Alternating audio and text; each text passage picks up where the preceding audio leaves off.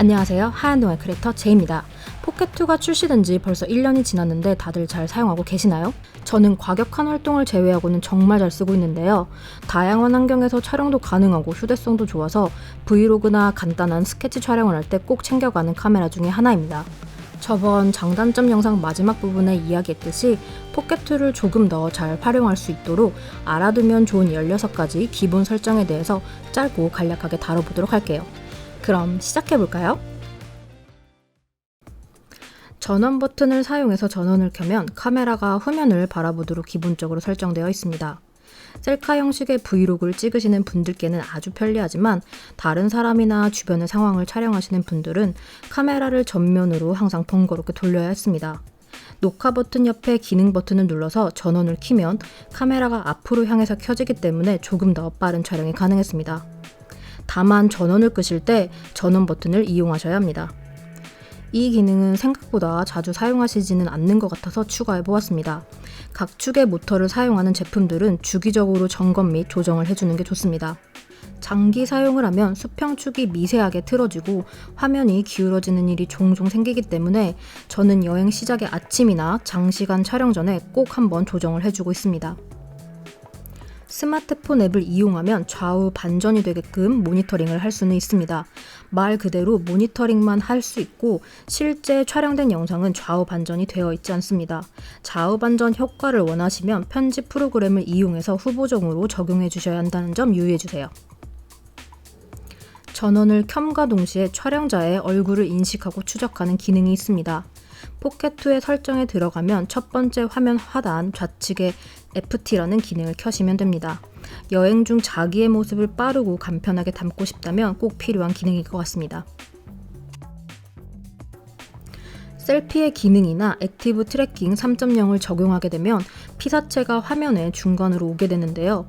이때 조이스틱이나 스마트폰으로 구도를 변경하시면 피사체 추적은 그대로 유지되지만 구도를 바꿀 수 있으니 다양한 영상 구성을 원하신다면 꼭 활용해보세요.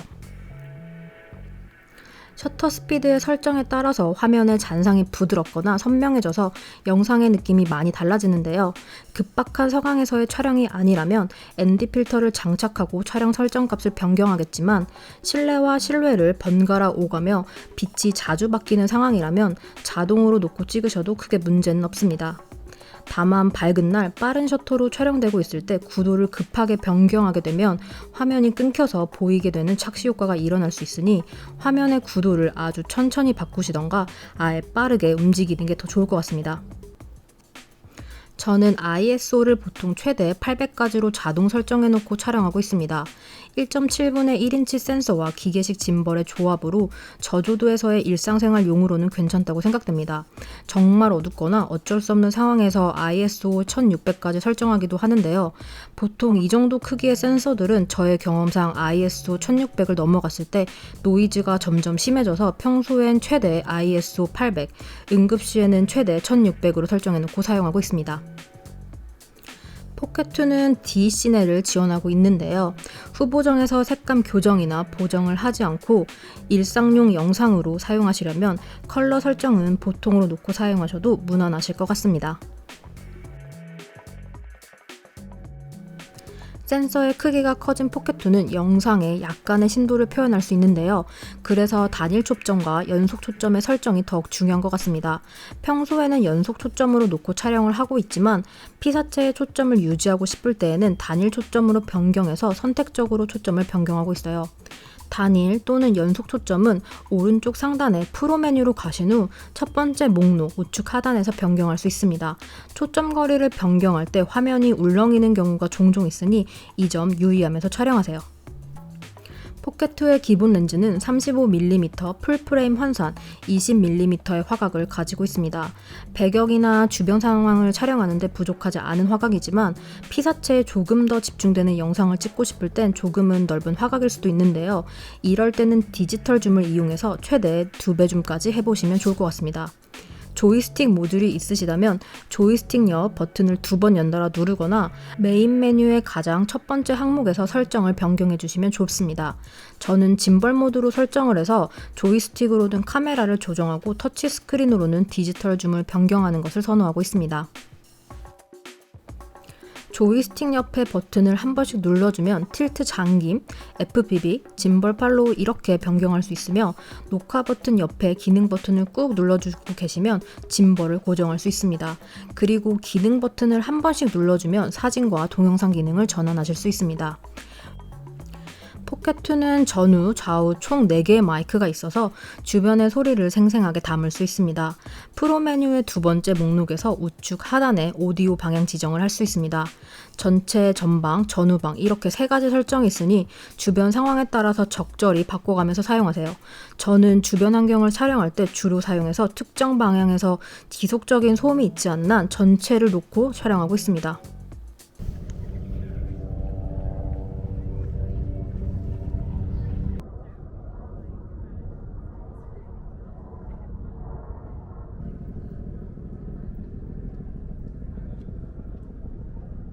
전문 장비에서 구현할 수 있는 촬영도 간단하게 표현할 수 있는 스토리 기능이 포켓2에 있습니다. 짐벌의 움직임과 디지털 줌을 이용한 기능들인데요.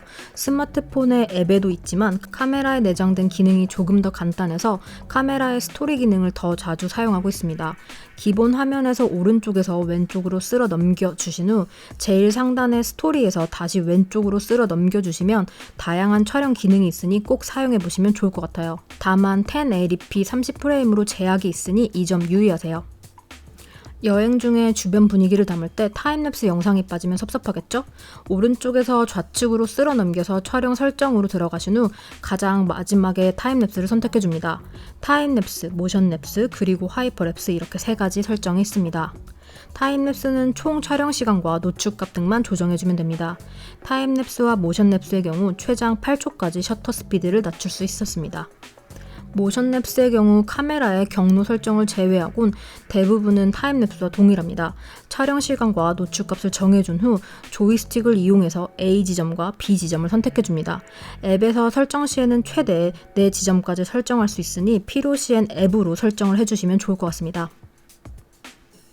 마지막으로 하이퍼랩스인데요. 피사체를 중앙에 놓고 직선으로 가면서 촬영하셔도 되지만 액티브 트래킹 3.0을 사용해서 조금 더 다양한 구도를 만들어 보시는 것도 좋을 것 같습니다.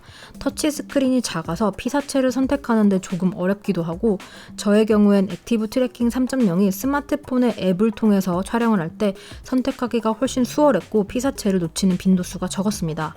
타임랩스와 모션랩스와는 다르게 4K 해상도로 촬영 가능하며 셔터 스피드는 최장 25분의 1초까지 지원됩니다. 포켓2는 일정 수준의 구성과 연출이 가능한 장비라서 굉장히 유용하게 사용하고 있습니다. 다만 작은 기기에 많은 기능이 있기 때문에 실제 현장에선 헷갈리기가 쉬울 수도 있다고 생각되는데요. 그래서 이번 영상에서는 개인적으로 자주 사용했던 기능들을 16가지로 간추려서 정리해보게 되었습니다. 그 이외에도 자주 사용하시는 기능적인 팁이 있으시다면 밑에 댓글에 공유해주시면 정말 좋을 것 같습니다. 이번 영상이 도움이 되셨다면 좋아요, 구독, 그리고 알림 설정, 댓글 부탁드려요. 이상 하얀 동안 크리에이터 제이였습니다.